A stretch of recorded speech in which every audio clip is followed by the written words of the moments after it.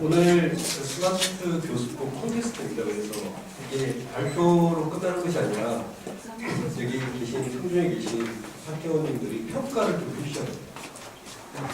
근데 이제 우리가 스마트한 학회로서 종이를 나눠드리고 평가를 하는 것은 무의미하기 때문에 나중에 발표가 9편 다 끝나고 나면 구글 랩으로 제가 카톡을 보내드릴 건데 구글 랩에 들어가서 5편을 선정해 주시면 됩니다. 9편 중에 5편을 좋았던 5편을 선정을 해주시면 그게 이제 집계가 돼서 최우수상 1편, 가장 많이 선정이 된 발표 내용을 최우수상을 드리고 그리고 그 다음 선정이 되신 4편은 우수상을 드리고 그 외에 발표하신 분들은 장려상을 드리도록 하겠습니다. 그래서 발표를 들으시면서 발표 논문집 다 받으셨죠. 그래서 앞에 9편이 나와 있으니까 나름대로 들으시면서 좋았던 논문들을 체크를 하시고 마지막에 끝나고 나서 구글앱으로 카톡 보내드릴 때 체크를 해주시면 그 종합된 결과를 가지고 오늘 상장을 수여할 수 있도록 하겠습니다. 그 순서는 발표 논문집에 나와 있는 순서대로 할 건데 좀 늦게 도착하시는 교수님이 계시기 때문에 중간중간 발표하시는 분들에게 제가 순서를 조금씩 조정해서 말씀을 드리도록 하겠습니다. 다시 한번 말씀드리면 발표는 한 논문당 20분씩 배정되어 있고요. 그래서 3편 발표를 하고 10분 쉬고 3편 발표하고 10분 쉬면 딱 우리가 계획된 시간을 그대로 잘 지켜서 할 수 있을 것 같습니다. 그러면 지금부터 첫 번째 발표. 앞으로는 제가 별도로 소개시켜드리진 않겠습니다. 발표자분들이 나오실 때 소개를 해주실 사람입니다. 네, 반갑습니다. 첫 번째 발표를 맡다 보니까 좀 부담이 갔는데요. 오늘 좀 화사하게 이렇게 준비해 왔습니다. 음악도 준비했었고. 반갑습니다. 해양경찰 교육원에서 경찰관을 대상으로 인사, 복무, 청년 가르치고 있는 김성환입니다.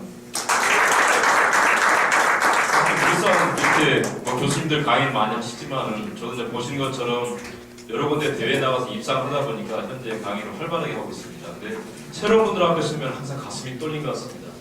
새벽차를 타고 올라오면서 저는 이런 단어가 생각이 됐습니다. 설렘이다. 오늘 정말 설렘이구나. 누군가를 만나러 가고 또 우리 학회가 사단법인에서 인정이 되었고 새로운 분들을 모여가지고 오늘 신나게 한번 놀다가 내야겠다라는 생각을 가지고 여러분들을 찾아뵙게 된 것 같습니다. 사실 저는 강의를 하면서 청년이라는 주제에 가지고 강의를 할 때 이 자체가 상당히 좀 무게감이 있습니다. 그래서 어떻게 하면 조금 더 접근성을 용이하게 할 수 있을까라는 생각에서 보고 듣고 느끼는 3가지 관점으로 저는 컨텐츠를 준비를 했습니다. 그래서 저 주제 같은 경우는 글자는 많이 없고요. 일단은 보는 재미, PPT가 넘어가는 재미, 그 다음에 음악을 듣고 영상을 듣고 귀로 듣는 것, 그 다음에 가슴으로 느끼는 3가지 관점으로 했기 때문에 교수님들 잘 좀 들어주시기 바랍니다. 스마트 교수가 미인이라는 건데요. 내 안의 청렴을 담다라는 주제로 출발 한번 해보겠습니다. 본격적인 수업에 앞서 청렴 덕담을 준비했습니다. 맞추신 분한테는 소정의 선물을 드리도록 하겠습니다. 손 들고! 학교 다닐 때 0.1% 상위권에 계시면 큰 박수 부탁드리겠습니다. 가실 때는 저 카드 하나 갖고 가시면 되겠습니다. 네. 발을 더듬이 소도둑 된다. 어떤 분들은요, 소도둑이 발도둑 된다 이러신 분이 계시는데 잘 기억하시기 바랍니다. 2번째입니다. 손 들고 하시는 거예요. 손 들고 있어요. 와, 교수님이 거의 0.01%. 이분께 큰 박수 부탁드리겠습니다. 오늘 오신 분들 모든 분들이 보니까 다 청렴에 대해서는 한가닥 하신 것 같습니다. 윗물이 맑아야 아랫물이 맑다 했습니다. 우리 어렸을 때 모습과 현재 모습을 한번 영상을 통해서 확인해 보겠습니다. 저는 자랑스러운 태국의 앞에 자유로워 자유로운 대한민국의 무궁한 영광을 위하여 선물을 할 것을 굳게 다짐합니다. 2007년 조국과 민족 대신 채택된 자유롭고 정의로운 대한민국. 수억 원의 돈이 주어진다면 감옥이라도 가겠다는 청소년이 넘쳐나고 근무 시간에 강원랜드 카지노에서 상습 도박을 해온 공직자 수백 명이 적발됐습니다. 업무용으로 지급된 법인카드로 유흥업소에 가거나 엉뚱한 곳에 업무 추진비를 쓰고 있는 것으로 드러났습니다. 금융감독은 부국장급 인사가 10년 동안 명절 때마다 떡값을 받으면서 금감원 내부 정보를 부산저축은행에 흘려준 것으로 드러났습니다. 국민들을 위해 사용해야 될 권한을 자신의 배를 채우기 위한 권력으로 이용하는 건 있을 수 없는 일이죠. 화가 나죠. 저러라고 세금 낸 게 아니다라는 생각이 드네요. 인물이 많아요. 아랫물이 많은데 공공에 대한 입법들이 저는 참 감사하네요. 아이들이 그런 뉴스를 보고 어떤 꿈을 가지게 될지 걱정스러워요. 네, 보신 것처럼 우리가 사는 세상은 참 아름다운 세상입니다. 근데 눈을 뜰 때마다 요즘 한간에 떠도는 말들이 많이 있죠. 높으신 사법기관에 계신 분들, 그리고 높으신 고위직에 계신 분들의 비리가 우리 눈을, 우리 마음을 슬프게 만들고 있고요. 수박 한 통을 가지고 100명의 어린이들한테 나눠주는 이 비양심적인 모습들이, 어릴 때부터 우리는 학교에 갈 때마다 가슴에다 손을 놓고 정의롭고 바르게 살아야 된다고 했었지만, 지금 우리 세상은 정말 산소도 제대로 호흡할 수 없는 그런 참담한 시대입니다. 이 모든 책임이 우리 기성세대의 책임이라고 저는 생각을 합니다. 10억을 주면 감옥에 가겠니? 라고 우리 애들한테 한번 질문해봤습니다. 몇 퍼센트 나왔을까요? 이 녀석들이. 우리 내 앞에 계시는 공부 잘하게 생기신 이문영 학생 어떻게 생기시나요?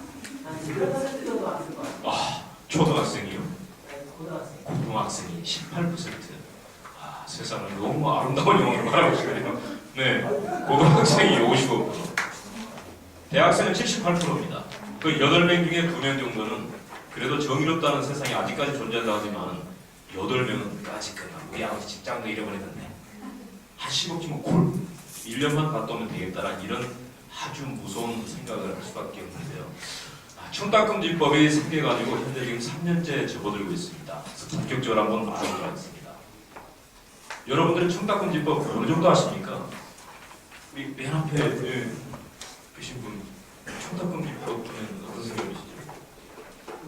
왜 갑자기 쫄으십니까? 최근에 식사를 제공받은 것 같습니다. 절대 아니라고 봅니다. 네, 휴대폰을 다 꺼내주시겠습니까?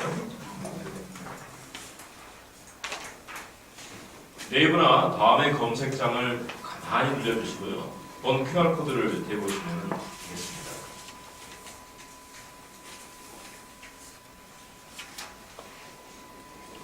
여기다가 어떤 분들은 저 얼굴을 대고 계신 분이 계신데 꼭 QR코드를 대셔야 됩니다.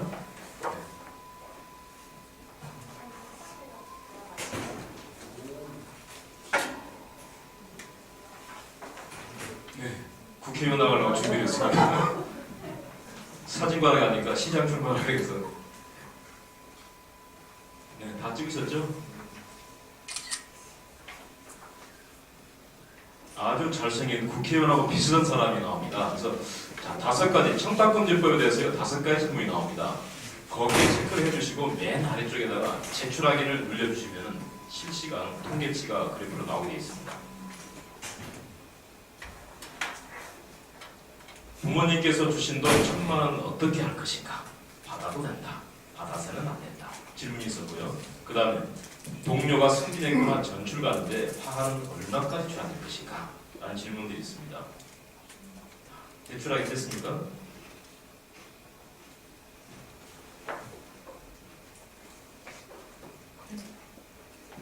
네, 시간 관계상 패스를 하도록 하겠습니다. 보니까 오늘 7분이 제대로 답을 체크를 못하신 걸 제가 확인했습니다. 오늘 강의가 끝나고 나면은 모든 분들이 청탁금지법에 대해서만큼은 100점 만점을 맞고 나가실 거라 저는 자부합니다.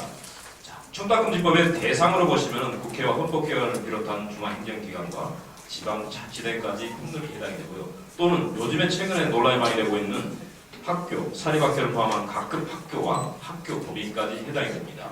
유치원 교사와 어린이집 원장은 해당이 되지만 어린이집 보육교사는 해당되지 않음을 잘 기억하시고요. 또는 언론중재 및 TF제에 관한 법률에 따른 모든 언론사들이 폭넓게 해당됨을 잘 유념하시면 되겠습니다. 대상자로 보시면은 대상자로는 배우자가 해당이 됩니다. 타법률하고 조금 차이점이 있죠. 배우자는 법률상 배우자만 해당되기 때문에 혹시 선생님들은 그러신 분이 안 계시겠지만 사실혼관 해야 된다. 에이, 이런 분들은 해당되지 않기 때문에 굳이 친절하게 가르쳐주지 않아도 될 것 같습니다. 또한 민간인 신분으로서 공적인 업무를 하는 사람들을 우리는 공무수행사인이라고 합니다. 이러한 사람들이 공적 업무를 수행할 때 마찬가지로 부정청탁이라든가 소수금지 금품 등을 받았을 때 대상자가 되는 겁니다. 청탁금지법의 그 주요 핵심 내용은 딱 두 가지밖에 없습니다. 부정청탁금지와 그 다음에 금품 등의 소수금지가 보신 것처럼 잘 톱니바퀴가 마음에서 우리나라가 청렴 선진국으로 나아갈 수 있는 토대를 마련할 수 있도록 잘 만들어졌습니다. 먼저 오늘은 부정청탁 금지에 대해서만 소개를 드리도록 하겠습니다. 누구든지 직접 또는 직무를 수행하는 공직자 등에게, 여기서 말씀드리는 공직자 등에 보면 공무원의 순분이 아니라 앞서 설명드린 것처럼 공공기관, 공직기관단체, 학교를 포함한 모든 언론사를 청탁금지법에서는 공직자 등의 용어로 정의하심을 잘 이해하시면 될 것 같습니다. 누구든지 직접 또는 제3자를 통해서 직무를 수행하는 공직자 등에게 부정한 청탁을 해서는 아니 된다라고 첫 번째 명시가 되어 있는데요. 청탁금지법에는 금지 의무가 14가지로 설정이 되어 있습니다. 몇 가지만 소개드리도록 하겠습니다. 각종 수상포상 관련해 가지고 청탁 행위를 하는 경우가, 또는 경매와 입찰 관련해서 비밀이 누설되는 경우, 그리고 각종 계약을 함에 있어서 계약자 선정과 탈락을 할 때 있어서 청탁 행위가 있을 때 처벌을 받을 수밖에 없는 상황입니다. 그리고 요즘에 최근에 사학자단 문제가 많이 발생되고 있죠.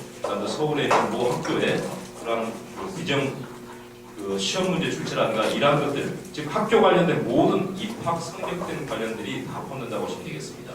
그리고 병역 판정, 군대를 안 다녀오신 분들이 한 3분쯤 되신 것 같은데 혹시나 군대 가신 나이가 되면은 아빠한테 절대 부탁하시면 안 된다는 자기 가시면 되겠습니다. 그리고 수사 재판 관련해서 수사가 개시부터 종결시까지 관련된 사항들이 유출했을 때 역시 부정청탁 행위로 처벌을 받음을 꼭 기억하시기 바랍니다. 청탁금지법의 가장 핵심 키워드는요, 자, 한번 알아볼까요? 이해 당사자가 직접 부정청탁 행위를 했을 때는 처벌은 받지 않습니다.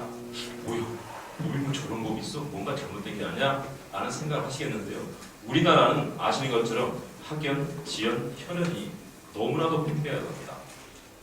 그래서 부패의 유형을 4가지로 정의했던 마이클 존스턴 박사 이런 이야기를 했습니다. 한국과 이탈리아는 엘리트 카운트리인데 특정한 집단의 특정한 학교와 특정한 혈연들이 모여서 부정부패를 일삼고 그네들끼리 보호캡슐을 씌우는 그런 형태로 구성이 되어 있다. 그래서 청탁금지법은 이해 당사자가 다이렉트로 청탁했을 때는 처벌받지 않지만 공무원 같은 경우는 공직자 행동강령이라든가 타 법령에서 징계 처분을 받게 되고, 학생 같은 경우는 학직에서 징계를 받을 수밖에 없는 그런 상황입니다.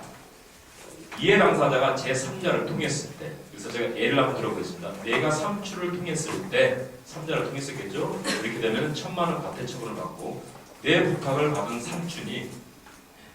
삼촌이 일반인 민간인 신분이었을 때는 깔끔하니 2000만원 과태 처분을 받고, 또 삼촌이 공직자 신분이다 라고 하면은 3000만원 한 방에 그대로 깔끔하니 잃습니다. 그리고 이 삼촌의 부탁을 받고 청탁을 수행했던, 즉 인사 담당자로 하겠습니다. 보통 업무가 인사 담당하신 분들이 많이 이어지니까 인사 담당자는 직무를 수행하는 사람인데 2년 징역, 그리고 2천만원 이하의 벌금에 처하게 되는 실형을 살 수밖에 없는 아주 심각한 사안입니다. 꼭 요걸 기억하셔야 합니다. 제3자를 위했냐 통했냐에 따라서 분명히 처벌이 달라진다는 거예요. 신고 사례는 1차적으로 부정청탁에 했을 때는 여러분들이 강하게 아니되옵니다라고 거부 의사 표시를 명확하게 해주셔야 되고요. 두 번째, 또 다른 청탁이 들어왔을 때는 소면으로 지체 없이 신고를 꼭 하셔야 됩니다. 만약에 신고가 누락되면은 징계 처분은 면할 수 없다는 것을 잘 기억하시면 되겠습니다. 소속기관장께서는 당연히 이런 사람들은 특별 관리해야 되겠죠. 그리고 전출, 발령 조치라든가 그 업무에서 배제를 시켜야 된다는 것을 잘 기억하시면 될 것 같아요. 지금까지 학습한 내용들을 집중도 아주 좋습니다. 사례를 한번 풀어보도록 하겠습니다. 잔뜩 긴장하시기 바랍니다. 교수님한테 리포트를 제출하지 않는 길동이 녀석이 리포트를 제출한 것처럼 교수님한테 부탁을 했다는 겁니다. 와, 혹시 이런 분 경험하고 없으시죠? 그런 생각을 합니다. 네. 학생은 어떻게 될까요? 이 교수님한테 부탁했던 이 학생. A 학생은 처벌하지 않습니다. 교칙이나 학칙에서 처벌은 또 별도로 받겠죠. 우리 교수님께서는요. 그래 길동안 내가 너하고 꺾었던 손목이 몇 자리니 걱정하지 마라. 알아서 해줄게라고 했을 때 이 교수님은 깔끔하게 그냥 2년 이하 징역과 벌금에 처하기가 아주 심각한 상황이죠. 그러면은 부모님께서 만약에 부탁했다. 부모님 길동이가 새벽 2시에 들어오는데 저는 공부를 한 줄 알았는데 교수님하고 매번 이렇게 팔운동을 했다는데 이번에 리포트 좀 잘 어떻게 해주실 수 있으시죠? 라고 부모님이 부탁을 했을 때는 처벌이 어떻게 이루어질까요? 우리 맨 앞에 앉은 학생이 2천만 원 이렇게 앉았습니다.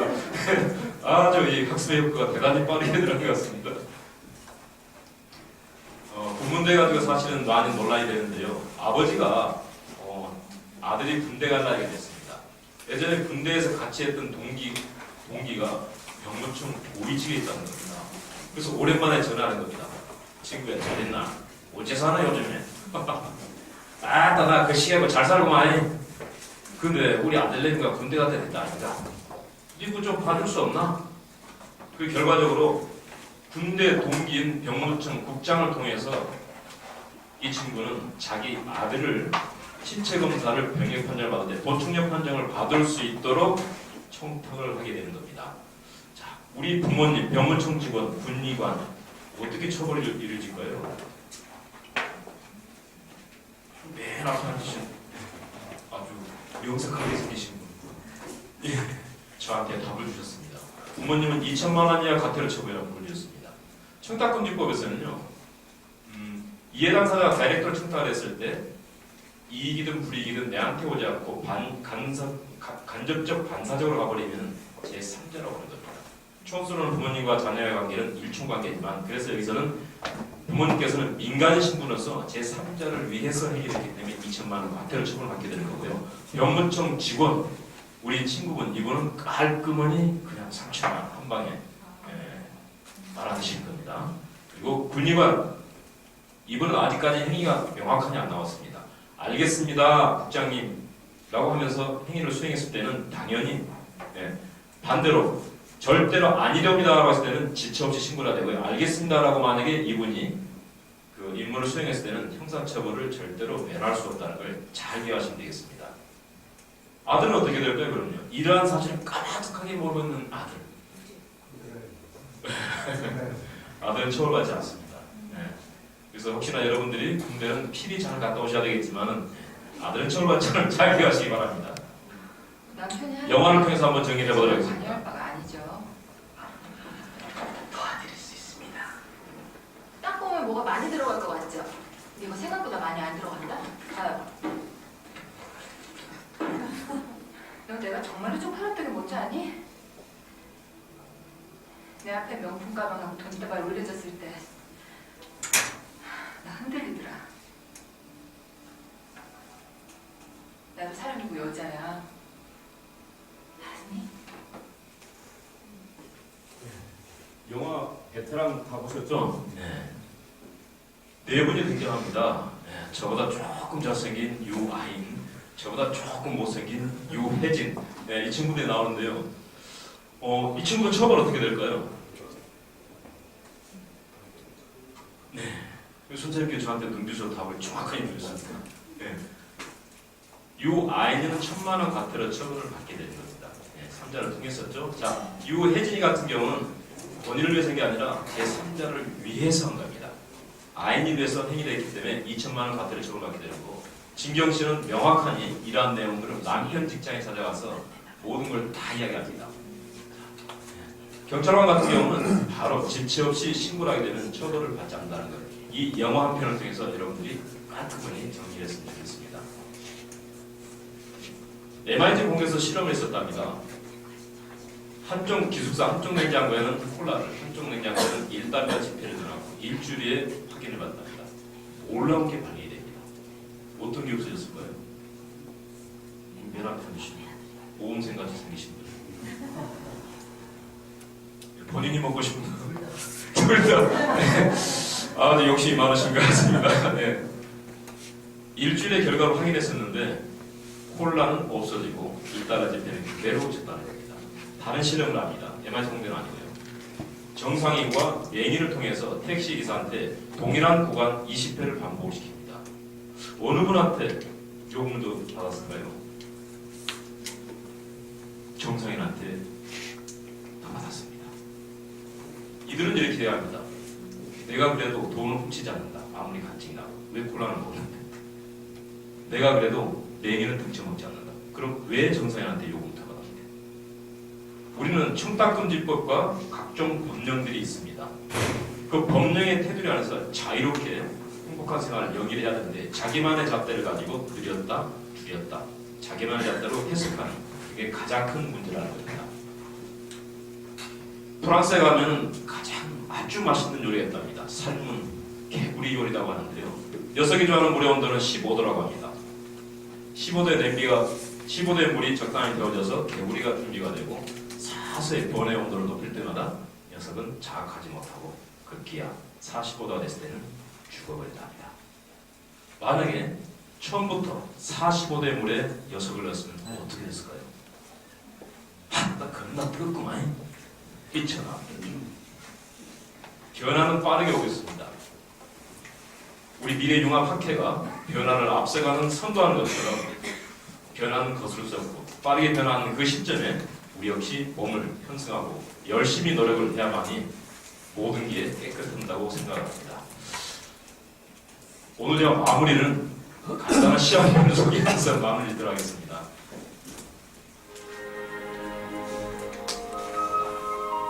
나 하나 꽃피어 풀밭이 달라지겠냐고 말하지 마라.